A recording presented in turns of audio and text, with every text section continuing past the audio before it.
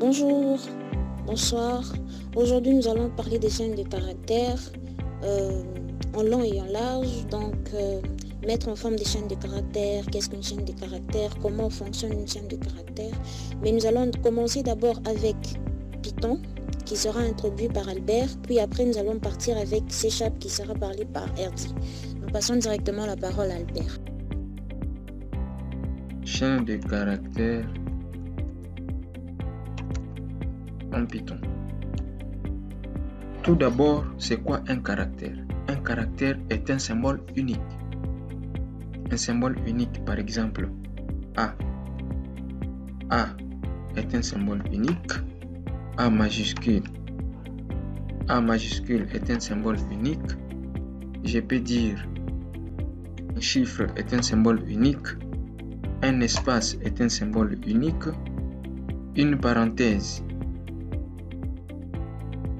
est un symbole unique, etc. Bref, un caractère, c'est tous les symboles que nous connaissons. Tous les symboles que nous pouvons écrire avec notre clavier ou provenant d'ailleurs. Donc, c'est ça un symbole.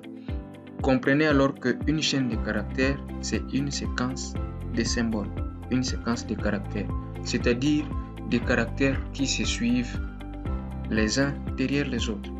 On peut avoir, je peux directement déclarer une chaîne, je peux directement créer une chaîne, par exemple, bonjour mon ami. Voilà, ça c'est une chaîne. Je peux dire, je vais bien. Je vais bien, c'est une chaîne de caractères. Voilà, ce sont des caractères qui se suivent. Je peux alors avoir une chaîne vide. Si j'écris ceci, ça c'est une chaîne vide. Il n'y a aucun caractère. Donc, c'est une chaîne vide. Une chaîne vide est une chaîne qui n'a pas de caractère. Alors, comment on crée des chaînes? Comment on crée des chaînes? Ici, on a brossé ce qu'on peut appeler chaîne. Maintenant, comment on crée des chaînes? Effaçons cette partie et créons par exemple notre première chaîne. Chaîne 1 égale chaîne 1 égale, j'écris ici A. Voilà. Chaîne 2. Chaîne 2 égale sorry. Voilà. Chaîne 2 égale bonjour le monde. Donc là j'ai deux variables qui sont des chaînes de caractères. Voilà. Chaîne 3 égale vide. Voilà.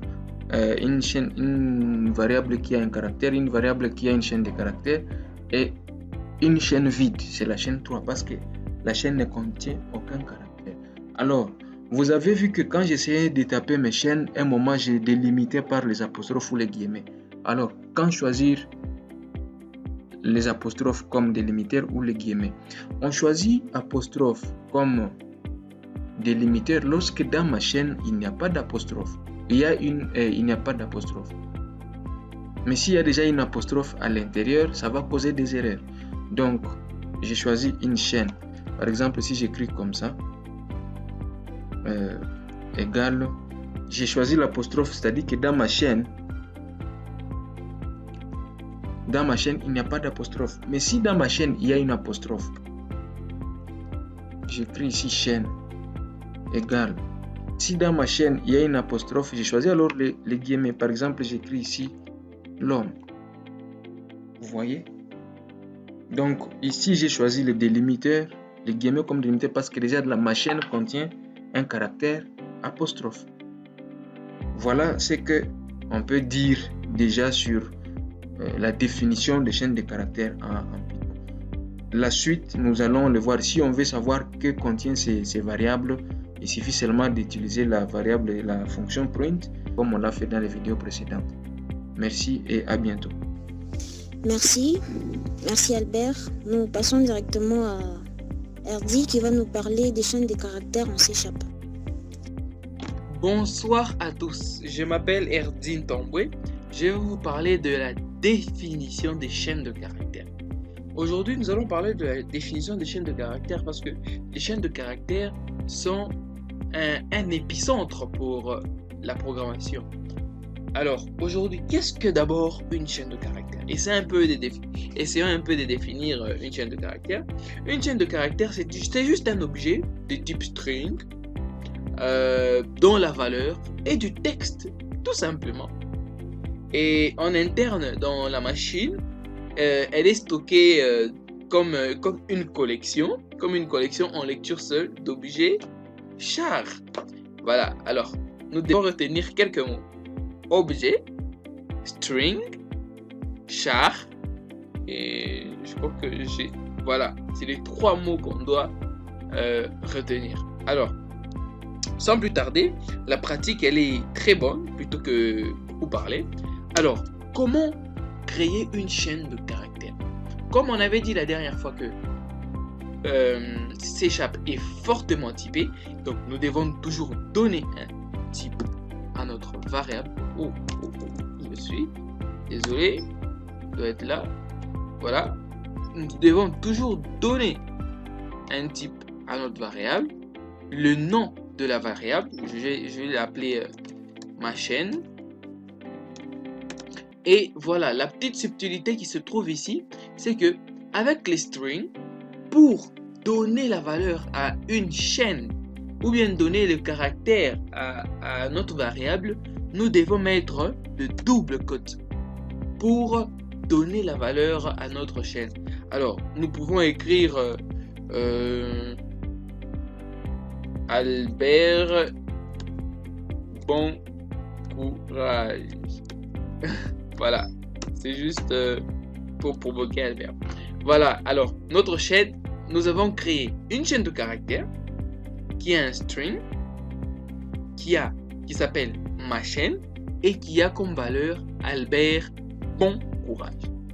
Alors, c'est ça la petite utilité. Ne jamais oublier aussi le point virgule pour signaler la fin de l'instruction, ce qui est différent de Python. Alors, je vous ai dit de retenir object, string et char. On vient de parler des strings. Là, nous allons maintenant parler de char. Mais qu'est-ce qu'un char? Un char, c'est aussi un conteneur de caractères. Mais sauf que lui, il contient juste un seul caractère. On va voir ça. Alors, on va dire char. Char ma chaîne 2 est égal à. La subtilité aussi avec le char, c'est que on ne met plus de double quotes, mais on met de simples quotes. On met de simples quotes et donc on ne peut pas mettre par exemple je fais un test ou peu importe blablabla. Alors notre IDE va crier. Alors nous devons mettre juste un seul caractère et sans oublier le semi-colonne pour dire la fin de l'instruction. Alors la différence entre les strings et les chars est juste d'abord les doubles colonnes et le semi-colonne et non pardon pas les doubles colonnes, les semi-colonnes. Il y a les doubles quotes, le simple quote et les types. Vu qu'il est fortement typé, nous avons un string et nous avons un char. Et sans oublier que le char lui contient juste un seul caractère. Et donc dans la prochaine vidéo, j'espère que nous allons